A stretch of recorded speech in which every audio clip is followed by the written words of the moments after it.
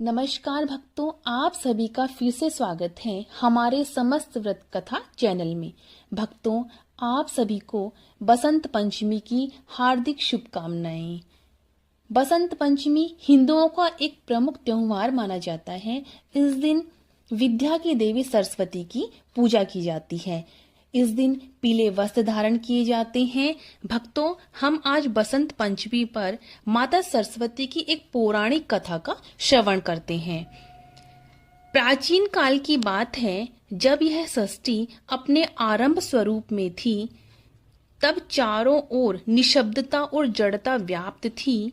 आकाश, पृथ्वी, जल और वायु, अग्नि, ये पंच महाभूत तो विद्यमान थे, परंतु उनमें चेतना का पूर्ण विकास नहीं हुआ था। जीव तो थे, परंतु वे अपने भाव व्यक्त नहीं कर पाते थे। न भाषा थी, न संगीत था, न लेखन था और न ही ज्ञान का स्पष्ट प्रकाश था। सृष्टिकर्ता पितामह ब्रह्मा जी कमल के आसन पर विराजमान होकर अपनी रची हुई सृष्टि को निहार रहे थे। उन्होंने देखा कि मनुष्य के पास नेत्र हैं, पर दृष्टि में विवेक नहीं, कंठ है पर वाणी में मधुरता नहीं, मस्तिष्क है पर ज्ञान का मार्ग स्पष्ट नहीं। यह देखकर ब्रह्मा जी का हृदय व्याकुल हो उठा। वे सोचने लगे, मेरी सृष्टि तब तक पूर्ण नहीं हो सकती जब तक इसमें विद्या, बुद्धि, वाणी और कला का समावेश न हो। विद्या ज्ञान के बिना अज्ञान के अंधकार में भटकता रहेगा। इस चिंता से मुक्त होने के लिए ब्रह्मा जी ने निश्चय किया कि वे एक दिव्य शक्ति का आह्वान करेंगे, जो सृष्टि को ज्ञान का प्रकाश प्रदान कर सके।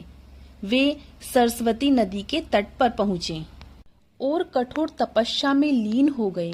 उन्होंने सहस्त्रों वर्षों तक ओम का जाप किया, मन, वचन और कर्म से एकाग्र होकर तप किया। उनकी तपस्या से संपूर्ण ब्रह्मांड में कंपन होने लगा। देवता, ऋषि और गंधर्व सभी इस दिव्य तप की ओर आकृष्ट हो गए। अंत में माघ मास के शुक्ल पक्ष की पंचमी तिथि आई। यह वही दिन था जब प्रकृति में भी परिवर्तन दिखाई देने लगा।